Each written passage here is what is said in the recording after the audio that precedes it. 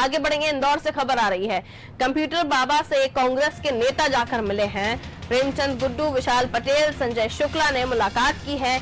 इंदौर की central jail में computer बाबा इस वक्त बंद है। तो कांग्रेस के आला नेताओं ने इंदौर जेल में जाकर कंप्यूटर बाबा से मुलाकात की। इंदौर की सेंट्रल जेल में कंप्यूटर बाबा इस वक्त कैद हैं और लगातार उन पर उनके वो जिन जगहों से जुड़े हुए हैं, जहां जहां अतिक्रमण है, वहां कार्रवाई की जा रही है। कंप्यूटर बाबा का एक आश्रम गिराया गया था, ढाया गया था, उसके बाद से 2 और जगहों पर कार्रवाई हो चुकी है, लेकिन अभी भी कांग्रेस इस मामले में कंप्यूटर बाबा के साथ खड़ी दिखाई दे रही है और यही वजह है कि प्रेमचंद गुड्डू, विशाल पटेल, संजय शुक्ला उनसे मुलाकात करने पहुंचे हैं। और ये तस्वीरें सेंट्रल जेल इंदौर से। प्रेमचंद गुड्डू, विशाल पटेल, संजय शुक्ला, इंदौर के बड़े नाम उनसे मुलाकात करने पहुंचे हैं, लेकिन इसका फायदा उन्हें होगा या फिर नुकसान होगा, क्योंकि इससे पहले कंप्यूटर बाबा बीजेपी में भी रह चुके हैं। उनकी महत्वाकांक्षाएं ज्यादा थी, इसलिए बीजेपी ने किनारा किया। कांग्रेस में आए, कांग्रेस में भी उन्हें उनकी डिमांड्स काफी ज्यादा थी। हालांकि कांग्रेस फ्रंट फुट पर आकर इस बात को नहीं कह रही है, लेकिन अब कंप्यूटर बाबा की आड़ जरूर ली जा रही है। संजय बरानी संवाददाता फोन लाइन पर इस वक्त मौजूद है। संजय, कंप्यूटर बाबा से मुलाकात करने पहुंचे कांग्रेस के आला नेता इंदौर सेंट्रल जेल में, क्या कुछ खबर मिल रही है? जी, बताना चाहूंगा, आज 1 बजे का टाइम डिसाइड हुआ था इन लोगों का। यहाँ पे कंप्यूटर बाबा को जो कल से जेल में रखा हुआ है, उनसे मुलाकात करने इंदौर के 3 कांग्रेस विधायक, साथ में शहर अध्यक्ष और सांवेर के जो प्रत्याशी प्रेमचंद गुड्डू, ये लोग पहुंचे हैं अभी।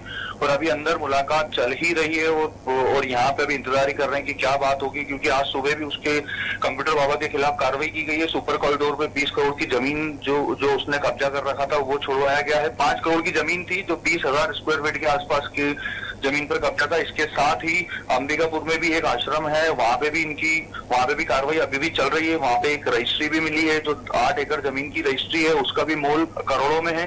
तो वो सब चीजें चल रही हैं और उसके बीच में साथ में भी कांग्रेस बीच में कूदी है, क्योंकि कांग्रेस के साथ रहे हैं वो। जिस तरीके से अवैध खनन को लेकर जो कार्रवाई उन्होंने कांग्रेस सरकार में पिछले 15 महीने में की थी, उसके बाद से कांग्रेस अभी इनके सपोर्ट में है। अब आगे देखना होगा कि क्या होता है। जी, इतना मामला बढ़ने के बाद सचिन, ऐसा लगता है कि कंप्यूटर बाबा आज मनी मन अपना खुद का चिंतन मनन कर रहे होंगे कि संत ही रहता तो अच्छा था, बेवजह राजनीति में दखल दे दी और अब जो था वो भी जा रहा है धीरे धीरे। जी बिल्कुल, ये बात सही है, क्योंकि बीजेपी सरकार में इन्होंने शिवराज सिंह चौहान को जो धमकियां दी थी कि बोले जो इन्होंने नर्मदा किनारे जो वृक्षारोपण करा है उसमें घोटाला करा है, उसके बाद उस चीज को दबाने के लिए और उस चीज के बाद ये बीजेपी में गए, उसमें राज्य मंत्री का इनको दर्जा दिया गया। उस टाइम इनको मंत्री बनाया गया, पूरा सब कुछ साजो सामान दिए। जब वहां पे इनका पेट नहीं भरा, अगर बोला जाए तो वहां पे जब इनकी महत्वाकांक्षा पूरी नहीं और इनकी बढ़ने लगी सब चीजें, तो उसके बाद इन्होंने बीजेपी सरकार के साथ छोड़ के कमलनाथ का हाथ पकड़ लिया। कमलनाथ ने भी इनको नदी न्याय बोर्ड का अध्यक्ष बनाया था, नर्मदा नदी न्याय का, और ये पूरे अवैध उत्खनन को लेके खुद जाके ये पोकलेन मशीनें, डंपर और ये सब जाके पकड़ते थे।